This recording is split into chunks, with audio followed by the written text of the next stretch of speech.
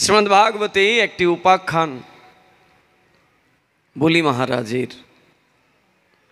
বলি মহারাজ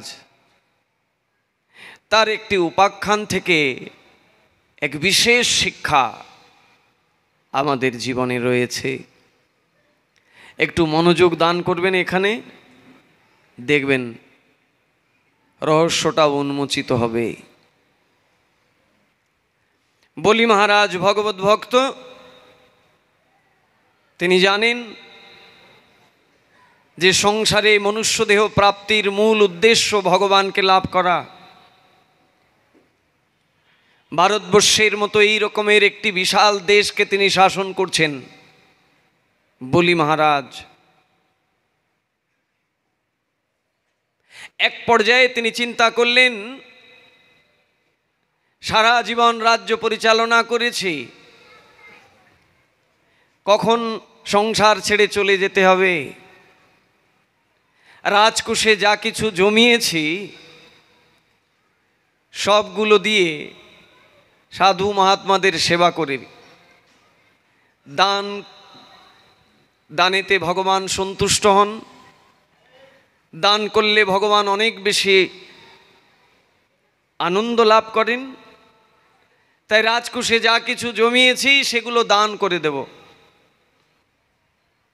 যার যা যতটুকু প্রয়োজন তাকে সেটা দেব। হয়তোবা এই দানের ফলে ভগবান আমার প্রতি কৃপা বর্ষণ করতেও পারেন। তাই বলি মহারাজ কি করলেন,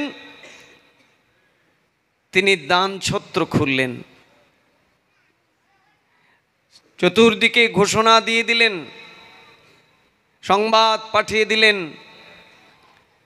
যে যার যা কিছু প্রয়োজন তারা বলি মহারাজের কাছে এসে প্রার্থনা করবেন আর বলি মহারাজ তাদেরকে দান করবেন।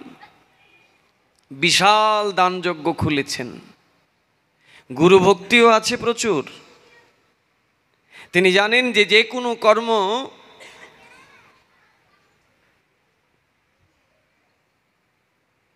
থেকে যদি কৃপা লাভ করতে হয় তাহলে সেখানে গুরুদেবকে উপস্থিত থাকতে হবে।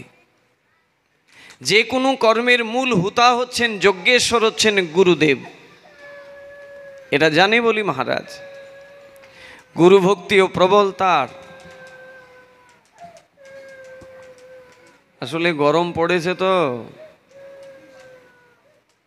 বড়দেরকেই হাঁপিয়ে দিচ্ছে। মা একটু বাইরে গিয়ে ওর একটু বাতাস খালে ঠান্ডা হয়ে যাবে। তাই বলি মহারাজ সর্বাগ্রে গুরুদেবকে নিমন্ত্রণ দিয়েছেন যে গুরুদেব, আমি একটু দান ব্রত পালন করতে চাই, আপনি আমায় আদেশ করুন। আমি ভক্তদের মাঝে আমার রাজকোষে যা কিছু ধন জমিয়েছি সেটা দান করে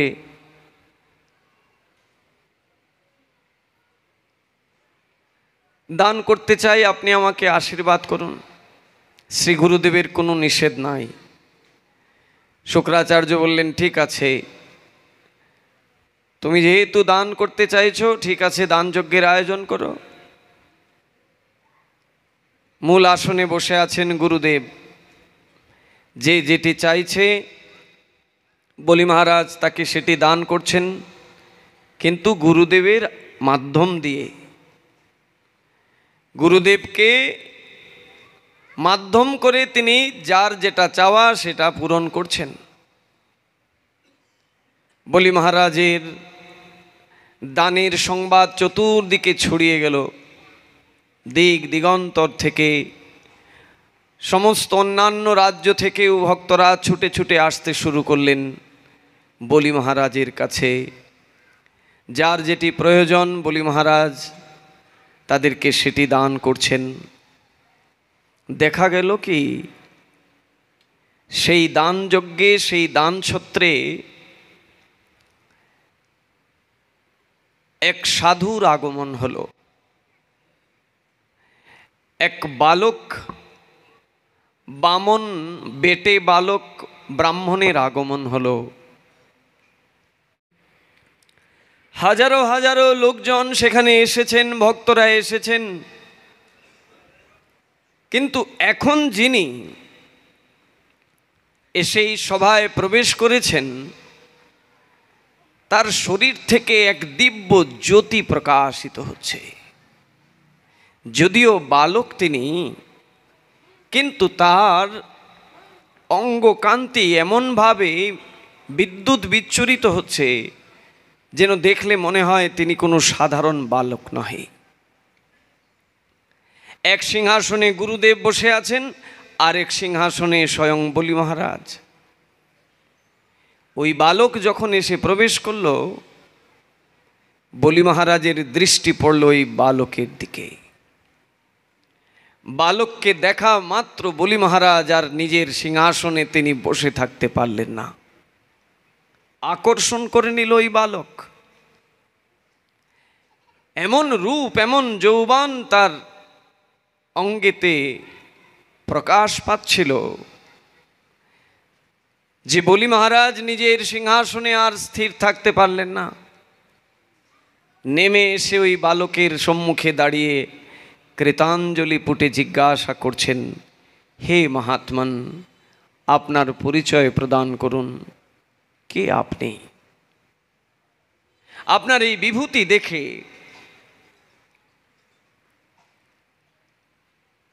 আপনার পরিচয় জানবার বড় ইচ্ছা জেগেছে। বলুন আপনার পরিচয়। বলেন, আমার পরিচয় জেনে কি করবে? আমি একটা ব্রাহ্মণ, আমি এক ব্রাহ্মণ সন্তান, ভিক্ষা করতে বেরিয়েছি। এই পথ দিয়ে যাচ্ছিলাম, হঠাৎ দেখলাম ভিড় এখানে, তো ভাবলাম যে কিসের ভিড়, একটু দেখে আসি। এবার এসে তো দেখি এত এত লোক সমাগম এখানে হয়েছে, দেখে ভালোই লাগলো। তবে আমাকে তো চলেও যেতে হবে, আমি আবার ফিরে যাব, গেলে পরে রান্নাবান্না হবে, ভগবানের ভোগরাগ হবে। আমি শুধু এত লোক সমাগম কিসের জন্যে সেটা দেখতে এসেছিলাম। আমি এক ব্রাহ্মণের সন্তান, ভিক্ষাবৃত্তি আমার কাজ। প্রতিদিন 4 বাড়িতে ভিক্ষা করে যা মিলে তাই নিয়ে গিয়ে রান্না করে ভগবানকে ভোগ দেই, এটাই আমার পরিচয়। আমি যাই।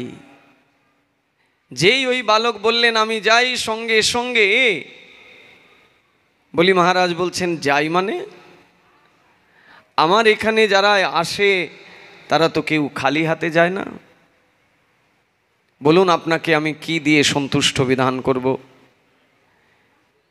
কি প্রয়োজন আপনার বলুন? সেই বালক বলছে, তুমি কি আমার প্রয়োজন মেটাতে পারো? এই জগতে কি কেউ কারুর প্রয়োজন মেটাতে পারে?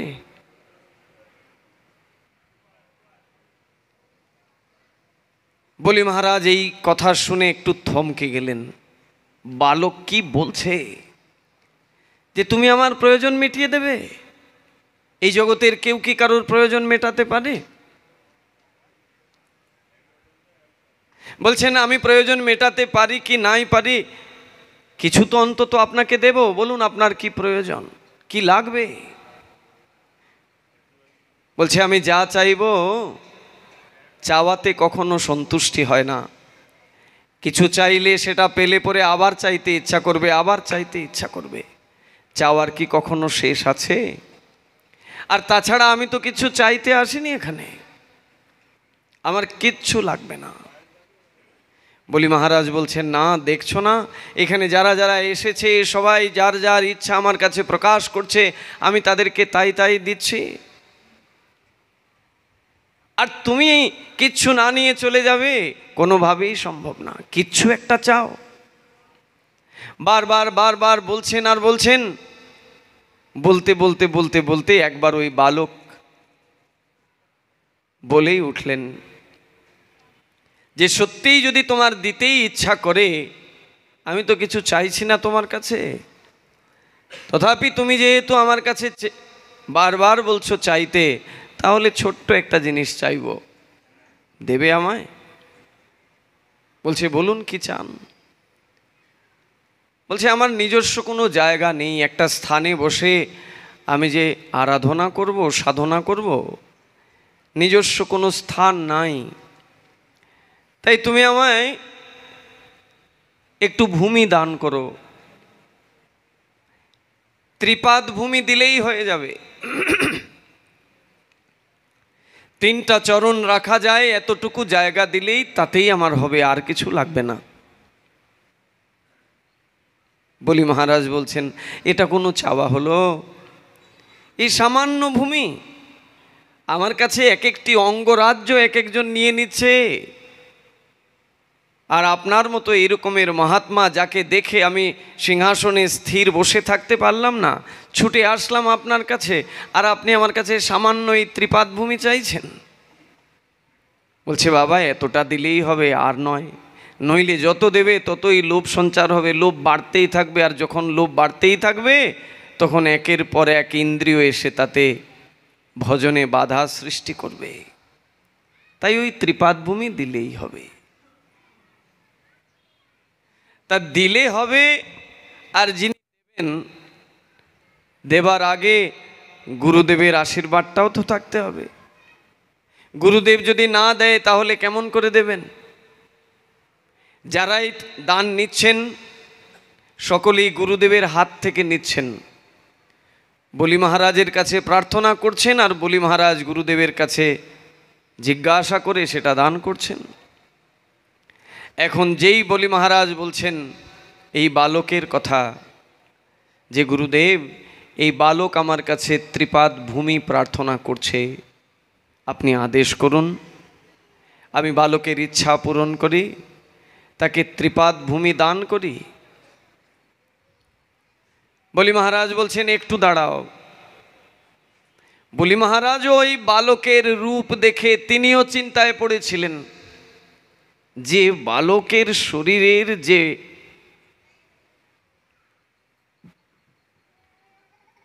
কান্তি, এটা দেখলে তো সাধারণ মানুষ মনে হয় না, দিব্য সব কিছু তার। তাই শুক্রাচার্য বললেন দাঁড়াও বলি, আমি একটু ভেবে দেখি, তুমি যে তাকে ত্রিপাদ ভূমি দেবে আমায় একটু সময় দাও। গুরুদেব শুক্রাচার্য একটু ধ্যানে বসলেন। ধ্যান থেকে উঠে এসে তার শিষ্য বলিকে বলছেন খবরদার বলি, এই যে তোর কাছে ত্রিপাদ ভূমি চাইছে, এর যদি ত্রিপাদ ভূমি দান করিস তাহলে এ তোর সর্বস্ব হরণ করে নেবে। তুই কি জানিস তার আসল পরিচয়? এই যে ব্রাহ্মণ বালকের বেশ ধরে এসেছে, কি সাধারণ ব্রাহ্মণ? এই যে সাক্ষাৎ বিষ্ণু। এই ভগবান বিষ্ণু কপট বেশ নিয়ে এসেছে, তোর সর্বস্ব হরণ করে নিয়ে যাবে। অতএব খবরদার, তুই দান দিবি না। গুরুদেব যদি এমন কথা বলে তাহলে শিষ্য তো স্বাভাবিকভাবেই থমকে যাবে। শুক্রাচার্যের মতো গুরুদেব বলিকে নিষেধ করছেন,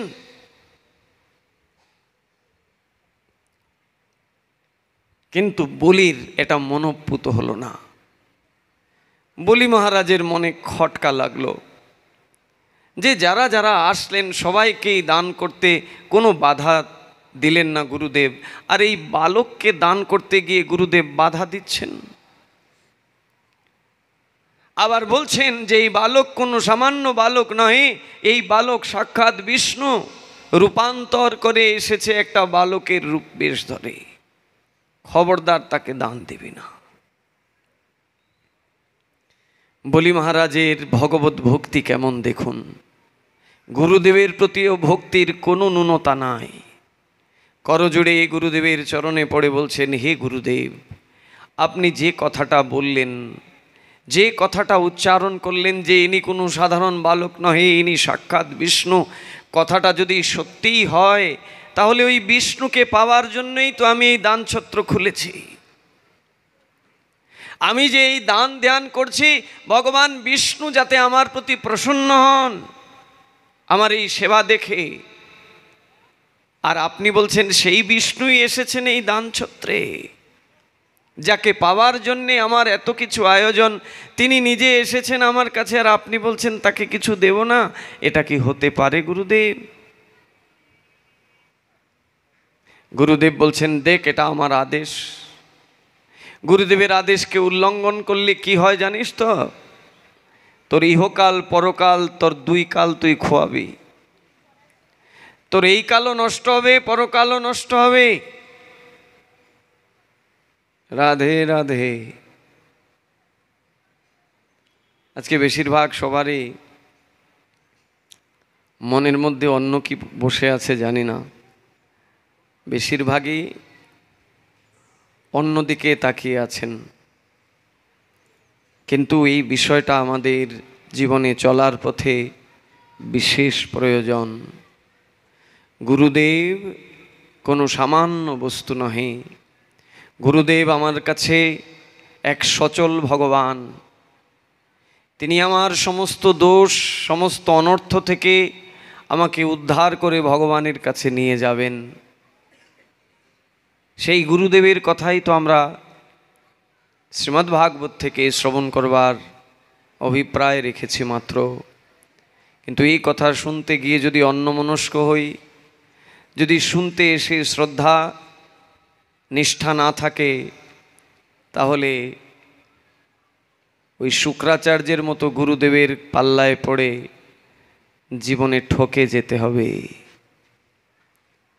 শুক্রাচার্য আদেশ করছেন বলি মহারাজকে, খবরদার, এরে দান দেওয়া যাবে না। এ কোনো সাধারণ বালক নহে, সাক্ষাৎ বিষ্ণু কপট বেশ ধারণ করে এসেছে, তোর সব নিয়ে যাবে। আর বলি মহারাজ বলছেন, তিনি স্বয়ং এসেছেন আর তাকে আমি দেব না? গুরুদেব, এই কথা আমি মানব না। আপনি অপরাধ নেবেন না। আমি যেদিন আপনার চরণে নিজেকে সমর্পণ করেছি, যেদিন আপনি আমায় দীক্ষা দিয়েছেন, সেদিন এই দেহ আপনাতে সমর্পণ করে দিয়েছি। এই দেহ বলতে আমার নয়। আমি আপনার চরণে প্রণাম করি, আপনি আমার শিরচ্ছেদ করে ফেলুন, আমায় আপনি মেরে ফেলুন, আমি কোনো প্রতিবাদ করব না। কিন্তু আপনি এই মুহূর্তে যে আদেশটা করেছেন, এটা অন্যায় আদেশ। আপনি আমাকে ভগবানের সেবা করতে বাধা দিচ্ছেন, এটা তো আমি মানতে পারি না গুরুদেব।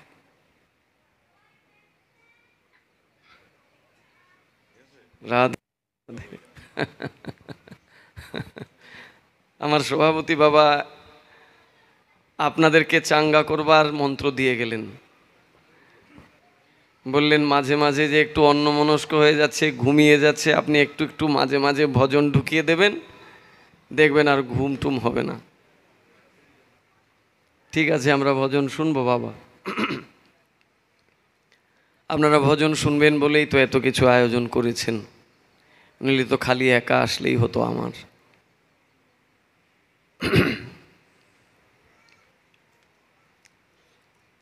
বলি মহারাজকে শ্রী গুরুদেব নিজে নিষেধ করছেন ওই বালকের সেবা না করতে। আর শিষ্য বলি মহারাজ বলছেন, গুরুদেব, আপনার এই অন্যায় ভাষাটাকে আমি সম্মান দিতে পারবো না। আপনি আমায় মেরে ফেলুন, আমি কোনো প্রতিবাদ করব না, কিন্তু ভগবানের সেবা করব না, এটা কেমন কথা গুরুদেব? আর আপনি নিজেই বলছেন ইনি ভগবান। তো ভগবানের সেবা করব না, যার সেবা করবার জন্য এই জগতে ভগবান আমায় পাঠালেন, তার সেবাই করব না, এটা কেমন কথা গুরুদেব? অতএব আপনি মেরে ফেলুন, কেটে ফেলুন, আমি কোনো প্রতিবাদ করব না, কিন্তু আপনার অন্যায় আদেশ আমি মানব না। তিনি আমার কাছে ত্রিপাদ ভূমি চাইছেন, আমি তাকে ত্রিপাদ ভূমি দান করব। শুক্রাচার্য বিভিন্নভাবে বলি মহারাজকে ভয় দেখাচ্ছেন যে, দেখ, তুই যদি আমার অন্যায়, আমার আদেশকে যদি উল্লঙ্ঘন করিস, তাহলে তোর এই কালও নষ্ট হবে, পরকালও নষ্ট হবে, জন্মে জন্মে তোকে নরকে পড়ে থাকতে হবে। ওই নরক থেকে কেউ তোকে উদ্ধার করবে না। বলছেন, গুরুদেব, ভগবানের সেবা করতে গিয়ে যদি অনন্তকাল আমাকে নরকে থাকতে হয়, সেটাই আমার কাছে শ্রেয় জানব।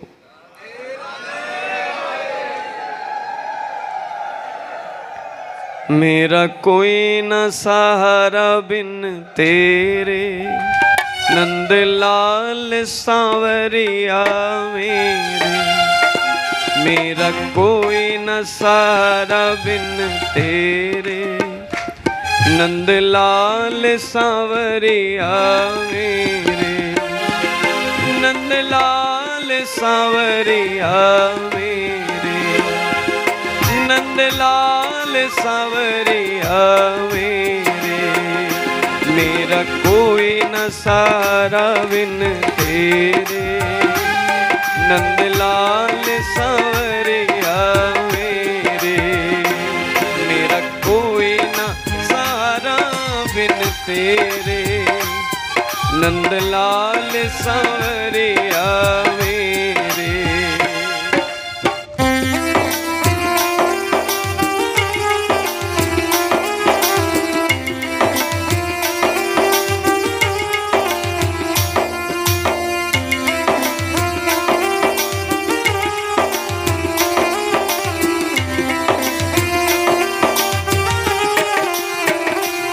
करुणा सागर तेरा सहारा, जिसने पुकारा उसे तूने तारा।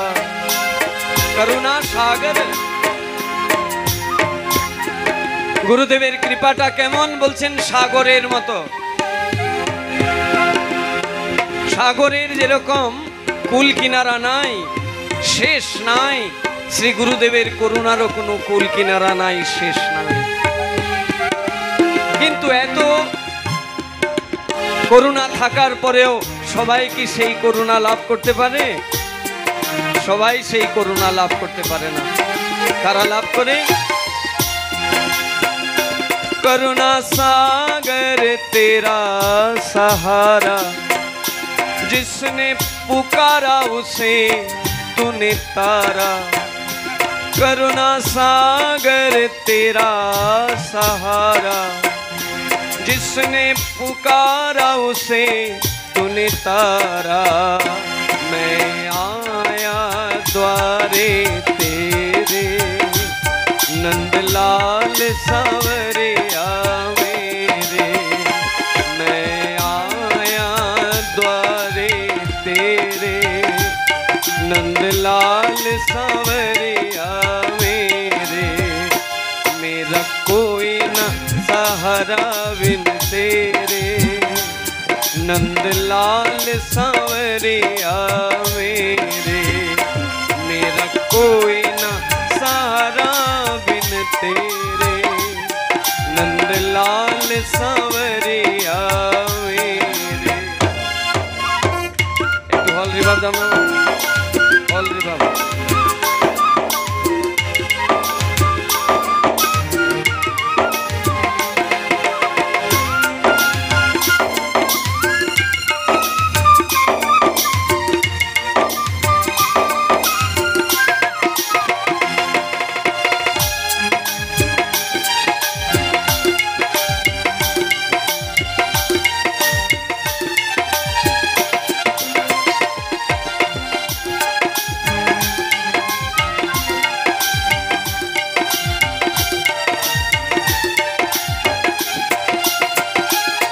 तुम दीन बंधु हितकारी, मैं दुखिया शरण तिहारी। तुम दीन बंधु हितकारी, मैं दुखिया शरण तिहारी। काटो जन्म मरण के फेरे, नंदलाल सांवरिया मेरे। काटो जन्म मरण के फेरे, नंदलाल सांवरिया मेरे। मेरा कोई न सहारा बिन तेरे, नंदलाल सांवरिया मेरे। मेरा कोई न सहारा बिन नंदलाल सांवरिया मेरे।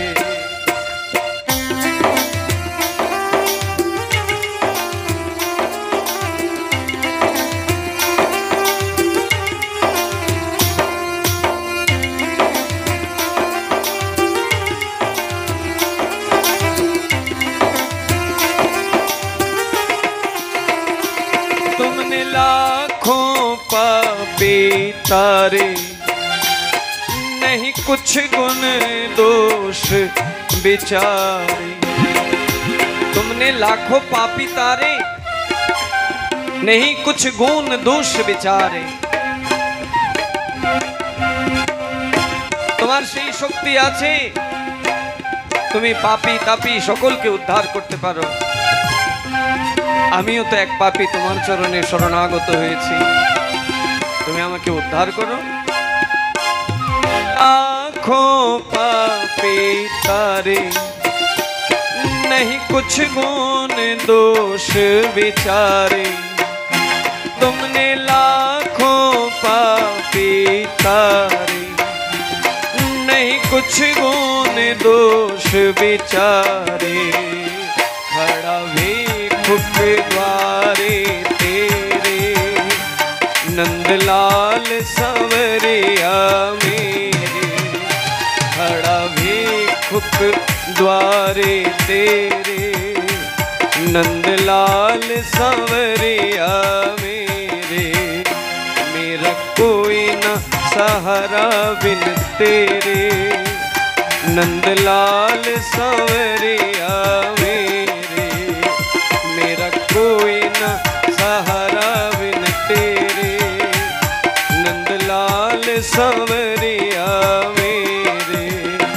हरे कृष्णा कृष्ण कृष्णा हरे हरे, हरे रामा राम रामा हरे हरे, हरे कृष्णा।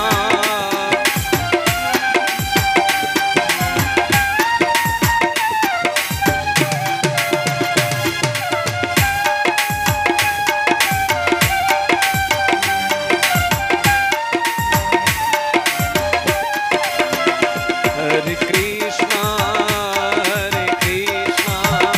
कृष्ण कृष्णा हरे हरे, हरे रामा राम रामा हरे हरे,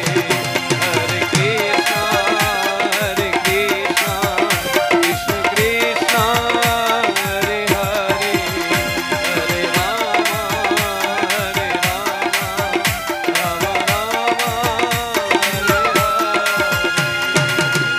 जय गुरुदेव जय गुरुदेव, जय गुरुदेव जय गुरुदेव।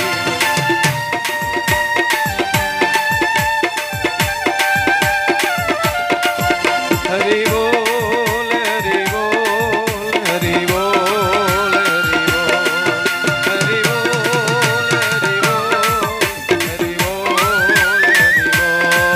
हरि बोल, हरि बोल हरि बोल,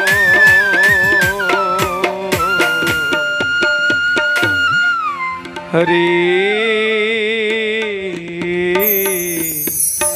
हरि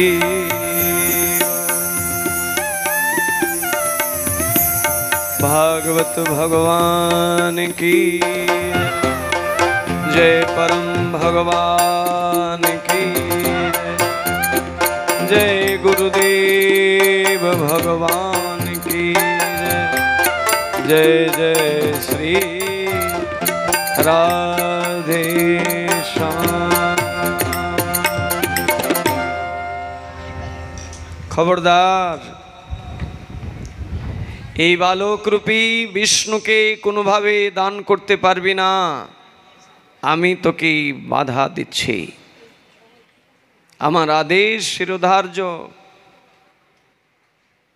বলি মহারাজ বলছেন, গুরুদেব আমি দেহ মন প্রাণ সব আপনাতে সঁপে দিয়েছি, আপনি আমাকে মেরে ফেলুন, কেটে টুকরো টুকরো করে ফেলুন, আমি কোনো প্রতিবাদ করব না, কিন্তু আপনি যে আমাকে ভগবানের সেবা করতে বাধা দিচ্ছেন আমি সেটা তো মানব না।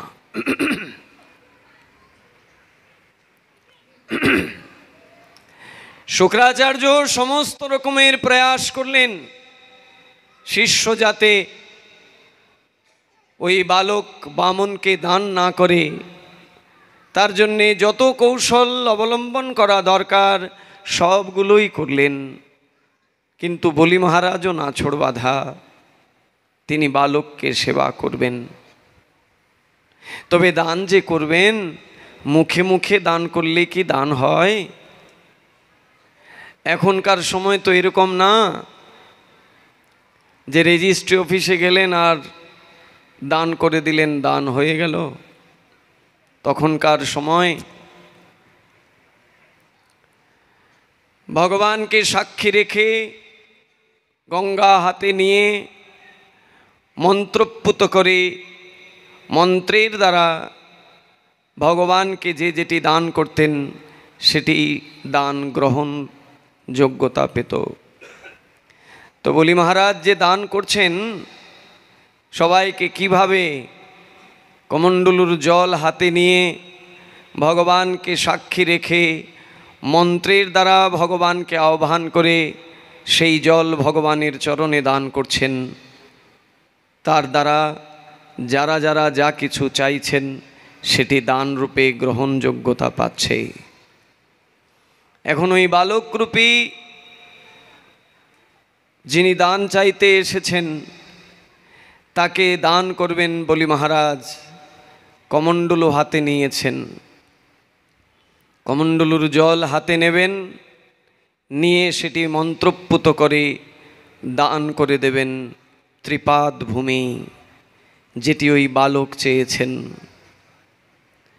এদিকে শুক্রাচার্য গুরুদেব তিনি দেখলেন যে আমি তো আমার শিষ্যকে কোনোভাবেই প্রতিরোধ করতে পারলাম না, আমার শিষ্য তো সত্যি সত্যিই দান করে দেবে, কিন্তু দান যদি করে দেয় তাহলে আমার কি গতি হবে?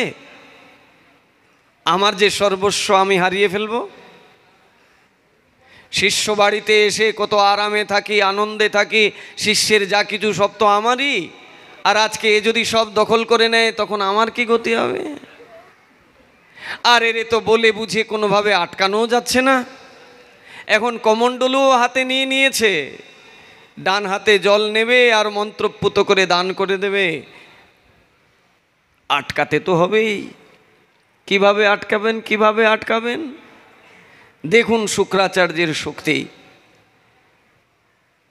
এমন শক্তি তার সাধনার যে তিনি সাধনা করে তার যোগ সাধনার শক্তির দ্বারা তার দেহটাকে তিনি সম্বরণ করে সংকুচিত করে নিলেন। তার দেহটা ধীরে ধীরে একদম ছোট হতে হতে হতে হতে হতে একদম বিন্দুতে এসে গেল। একদম ছোট হয়ে ওই কমণ্ডলুর নালার ভেতরে ঢুকে গেলেন। কমণ্ডলু থেকে জল পড়বে তবে না দান করবেন। গুরুদেবের কেমন শক্তি! ওই কমণ্ডলুর নালার ভেতরে ঢুকে কমণ্ডলু থেকে জল যাতে না বেরোয় ওই জায়গাটা বন্ধ করে রেখে দিলেন। এবার ওই বালক বলছেন, বলি যদি দিতে হয় তাড়াতাড়ি দাও, আমার অনেক কাজ আছে, তোমার ওই দানের অপেক্ষা করলে আমার হবে না। আমি বাড়িতে গিয়ে রান্নাবান্না করব, ভোগ দেব ভগবানকে, দেরি হয়ে যাচ্ছে, যদি দিতে হয় দাও, নইলে আমি যাই। বলি প্রভু আমি তো দিতেই চাইছি, কিন্তু জল যে পড়ছে না, কমণ্ডলুর জলটা যে কেন পড়ে না আমি কিছুই বুঝি না। বলে তুমি না বুঝলে কি হবে, আমি তো জানি।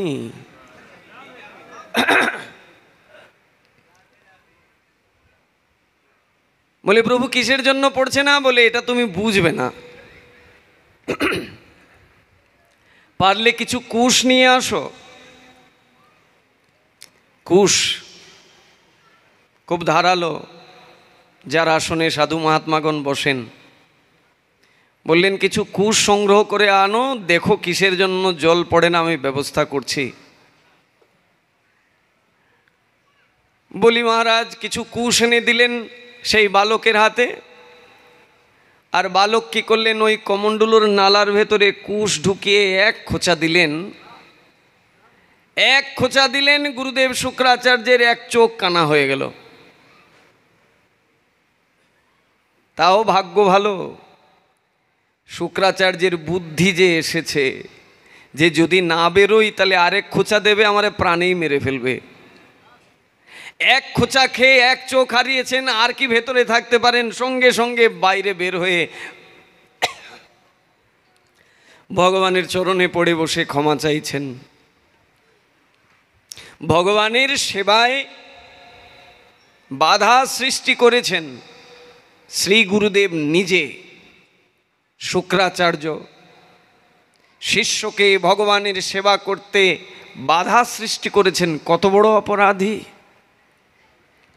বলি মহারাজ জানে যে আমার গুরুদেব যতই ভগবানের কাছে বলুক না কেন, তারপরেও ভগবান তাকে আদৌ ক্ষমা করবেন কি সন্দেহ আছে। কেমন শিষ্য বলি মহারাজ! বলি মহারাজ ভগবানের চরণে পড়ে প্রণাম করে বলছেন, প্রভু আমার এই জীবনে কিচ্ছু চাওয়ার নেই, তবে একটা বস্তু তোমার কাছে চাইব। আমার গুরুদেব যে কোনোভাবে তোমার সেবায় বাধা প্রদান করেছেন, তার যত রকমের অপরাধ সব আমায় তুমি দিয়ে দাও, আমার গুরুকে তার অপরাধ থেকে মুক্ত করে দাও। কেমন শিষ্য বলি মহারাজ! গুরুদেবের প্রতি বিন্দু মাত্র কোনো অশ্রদ্ধা নেই, কিন্তু গুরুদেবের শাস্ত্র বহির্ভূত কথা, অন্যায় আদেশকে তিনি প্রাধান্য দিচ্ছেন না। ভগবানের সেবা করতে নিষেধ করছেন, এটা মানছেন না। এদিকে বলি মহারাজ তার গুরুদেবকে এইভাবে ভগবানের চরণে পড়ে কান্না করতে দেখে মনে বড় কষ্ট হচ্ছে, আর এক চোখ দিয়ে রক্ত ঝরছে। এক খোঁচা দিয়েছেন ভগবান, একদম এক চোখই কানা করে দিয়েছেন। যদি না বেরোতো তো একদম জীবনে শেষ করে দিতেন। এবার কান্নাকাটি করছেন ভগবান, বলির প্রার্থনাকে স্বীকার করলেন, কারণ বলি তার ভক্ত, আর ভক্ত ভগবানের কাছে যা চায় ভগবান নিজের সর্বস্ব কিছু জলাঞ্জলি দিয়েও ভক্তের ইচ্ছাকে পূরণ করেন। তিনি বাঞ্ছা কল্পতরু, তিনি ভক্তবৎসল। ভক্তের মনের বাসনা পূরণ করাই ভগবানের প্রধান কাজ। আর বলির মতো ভক্ত বলেছে, আর কি শুক্রাচার্যের ক্ষমা না করে উপায় আছে? ভগবান শুক্রাচার্যকে ক্ষমাই করে দিলেন। তাহলে এখানে কত বড় বিষয় দেখুন। শিষ্যকে বাধা সৃষ্টি করলেন গুরুদেব, তাতে গিয়ে তার চোখ হারাতে হলো। আর গুরুদেব যেটা দেখেছিলেন সেটা তো মিথ্যাও দেখেননি। গুরুদেব ধ্যানে বসে দেখেছিলেন যে এ তো বিষ্ণু, এ ত্রিপাদ ভূমি চাইছে মানে শশাগোরা পৃথিবী সব নিয়ে নেবে, আমার শিষ্যের যাবতীয় যা কিছু আছে সব কিছু ছিনিয়ে নেবে, জানতেন গুরুদেব শুক্রাচার্য। আজকে ত্রিপাদ ভূমি পাবার পর সেই বালক কি করলেন, তার একটা পা মেলে দিলেন। ত্রিপাদ ভূমি চাইছিলেন না, 3টা চরণ রাখা যায় এতটুকু জায়গা দিলেই হবে। একটা চরণকে প্রকাশ করলেন, ওই চরণ ভূমিকে আঘাত করে ভূমির ভেতরে প্রবেশ করল, একদম পাতাল পর্যন্ত সব লোক দখল করে নিল এক চরণ দিয়ে। সবাই শুধু দেখতে থাকলেন এই আশ্চর্যকর কার্যটি। ওই বালকের এক চরণ, এক পা দিয়ে তিনি একদম অতল, ভূতল, রসাতল, মুহিতল, পাতাল সব দখল করে নিলেন। আরেকটা পা ঊর্ধ্বপথে যেতে লাগলো, আকাশ মার্গে সমস্ত গ্রহলোক সব কিছু দখল করে নিলেন। এখনো তো রইল আরেক পা, চেয়েছিলেন তো 3 পা ভূমি, এখন নিচের সব দখল হয়ে গেছে, উপরের সব দখল হয়ে গেছে। এখন জিজ্ঞাসা করছেন, বলি তুমি যে আমায় ত্রিপাদ ভূমি দান করলে, এবার তৃতীয় চরণ রাখবার তো কোনো জায়গাই নাই, তুমি আমায় একটা জায়গা দাও। আমি তো তোমার কাছে কিছু চাইতে আসিনি, তুমি নিজেই যেচে আমায় দিয়েছো, যেহেতু দিয়েছো তাহলে এবার জায়গা দাও, আমি কোথায় আমার তৃতীয় চরণ রাখবো। মহারাজ কান্না করছেন, তার সব কিছু হারিয়ে গেছে এই জন্য কান্না নয়, ভগবান যে তাকে স্বীকার করেছেন এই আনন্দ অশ্রু, এটা তার আনন্দের কান্না। আর ভগবানকে বলছেন, প্রভু আপনার 2 চরণ দিয়ে আপনি যা কিছু নিয়েছেন, এগুলো কি কোনো কিছু আমার ছিল? আমি জন্মসূত্রে কি এগুলো নিয়ে এসেছি প্রভু? এসেছি তো খালি হাতে। আসার পর তুমি এইগুলো আমায় দিয়েছ, তুমি তোমার জিনিস তুমি নিজে নিয়েছ, এগুলো তো আমার কিচ্ছু নয়। তোমার 2 চরণ দিয়ে তুমি যা কিছু নিয়েছো সব তোমার জিনিস, তুমি নিয়েছো। এবার সত্যি সত্যি যদি তোমার আমাকে কৃপা করতে হয়, তাহলে আমি আসন পেতে দিলাম, তোমার তৃতীয় চরণটা আমার এই পাপে ভরা শরীরটার উপরে রাখো, আমার এই মস্তকে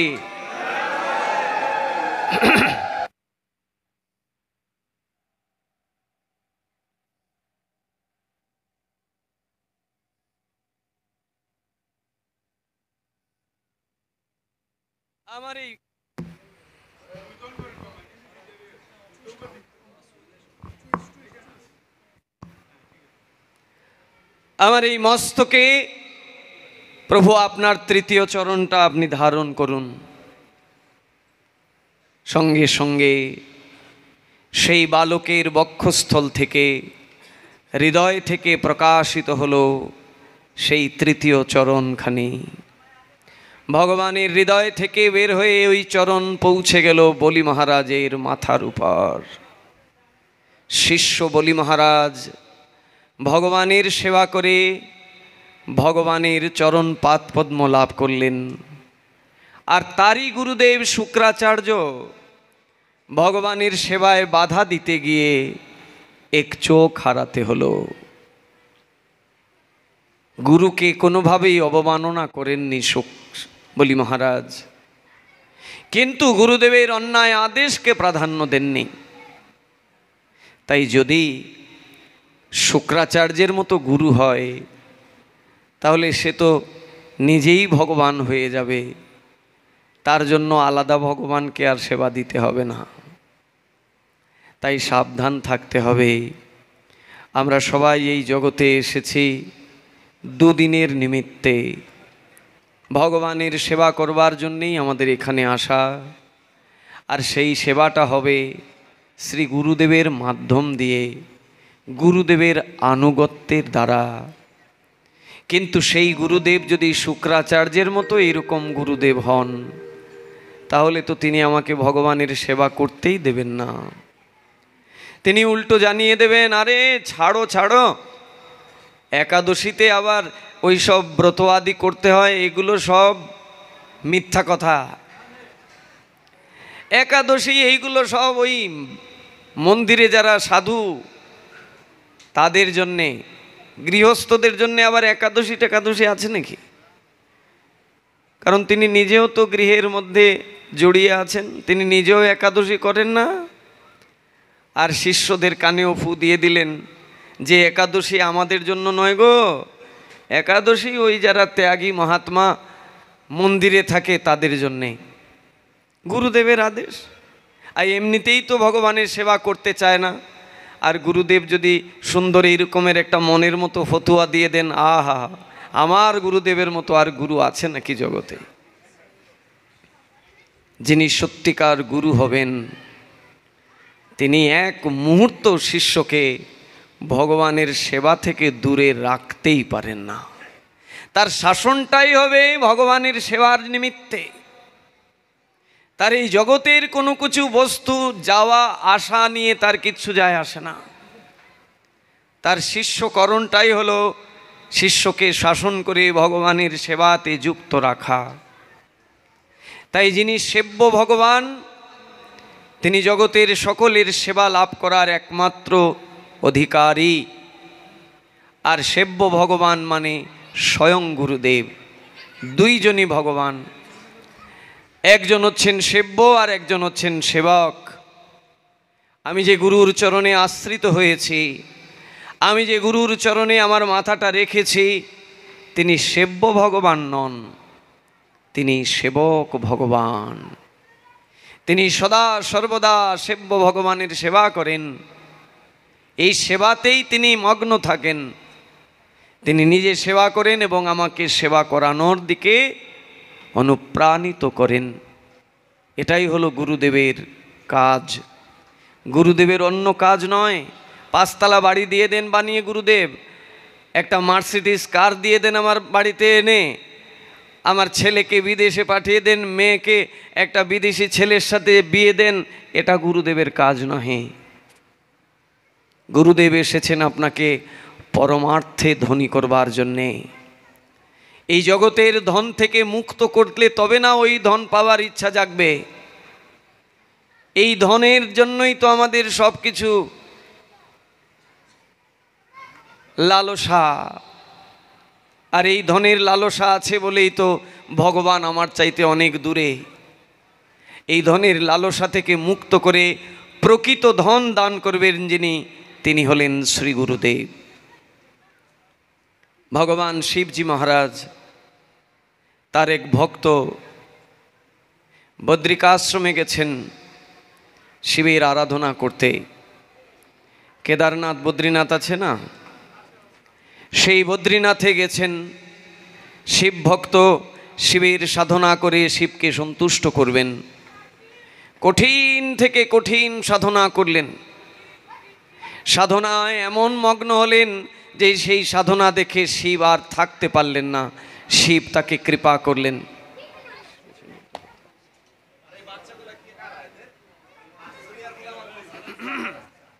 শিব ভক্ত এমনভাবে শিবের সাধনা করলেন যে শিব আর স্থির থাকতে পারলেন না, তার কাছে প্রকাশিত হলেন।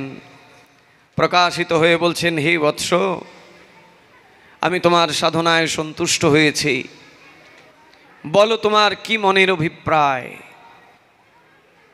তোমার কি মনের ইচ্ছা।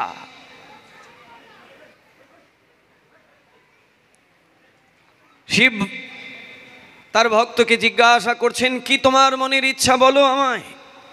বলছেন, আমার মনের ইচ্ছা একটাই, আমি সর্বশ্রেষ্ঠ ধনী হতে চাই। এমন ধনী হতে চাই যে এই ধন শুধু এই জন্মেই থাকবে তা নয়, পরপর জন্মে, সমস্ত জন্মে আমার ওই ধন আমাকে ছাড়া হবে না। জন্ম জন্মান্তর আমি ওই ধনকে আঁকড়ে ধরে বেঁচে থাকব। তুমি আমায় ওই ধনে ধনী করে দাও। আমি সর্বশ্রেষ্ঠ ধনী হতে চাই। শিব বলছেন, বাবা তুই এমন ধন চেয়েছিস, এই ধন তো আমি তোকে দিতে পারবো না। এই জগতের শ্রেষ্ঠ ধনী তোকে আমি বানিয়ে দিতে পারি, কিন্তু মরে গেলে পরে পরজন্মে এসে এই ধন আর তোর থাকবে না। কিন্তু তুই তো আমার কাছে চাইছিস এমন ধন জন্ম জন্মান্তর তোর সাথে থাকবে, এই ধন তো বাবা আমার কাছে নাই। শিব ভক্ত তখন শিবকে বলছেন, তাহলে তো আপনি আমায় বঞ্চনা করলেন। আপনি আমায় বললেন আমি যা চাইবো তাই দেবেন, আর আমি চাইলাম ওটা দিচ্ছেন না। বলে, আমার কাছে থাকলে তবে না দেব। তুই যে ধন আমার কাছে চাইছিস ওই ধন তো আমার কাছে নাই। শিব ভক্তের মনে মনে রাগ হলো যে আমি এত কঠিন তপস্যা করলাম, দিন রাত না খেয়ে না ঘুমিয়ে এত কঠিন তপস্যা করলাম, আর আজকে যখন দান চাইলাম তখন দান দিতেই চাইছেন না।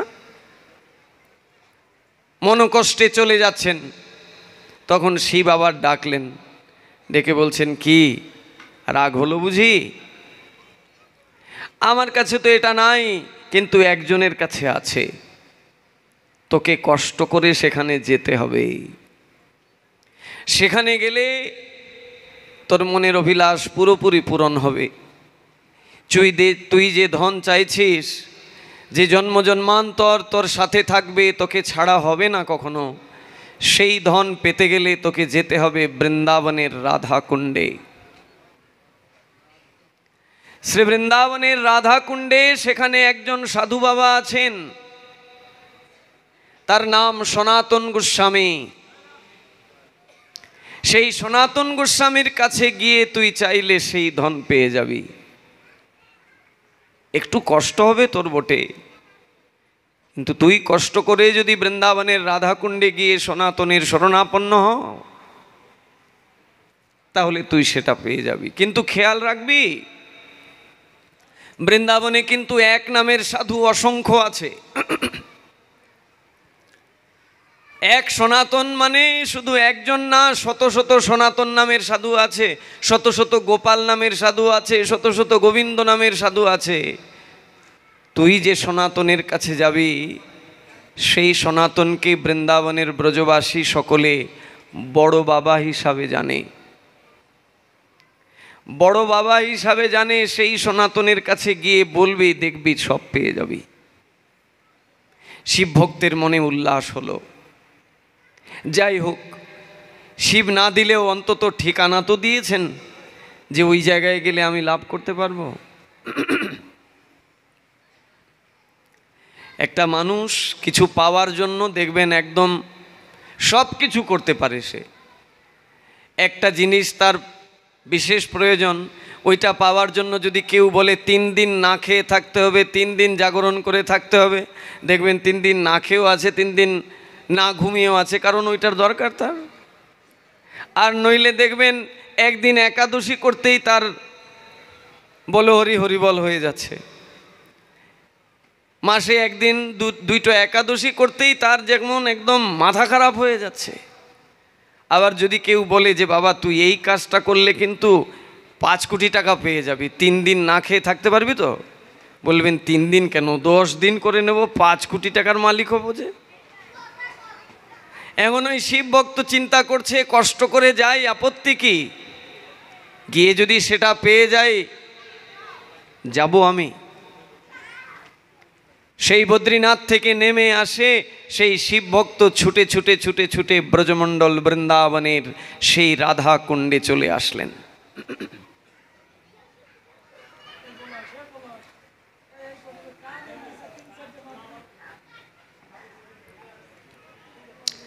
রাধা কুণ্ডে এসে পৌঁছে গেলেন।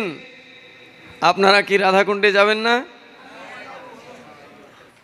আপনারা হয়তো বলতে পারেন, আরে মশাই রাধা কুণ্ডে যেতে গেলে পাসপোর্ট লাগবে, ভিসা লাগবে, টাকা লাগবে, সঙ্গে একজন সহযোগিতাও করবার লোক লাগবে। আগে এত কিছু সব জোগাড় করে নেই, তারপরে না যাব। আর গোস্বামীগণ বলছেন এত কিছু জোগাড় করতে হবে না, একটা জিনিস দিয়ে রাধাকুণ্ডে যাওয়া যাবে। একটা জিনিস থাকলে, একটা ধন থাকলে রাধাকুণ্ড না 4 ধাম যাত্রা করা যাবে।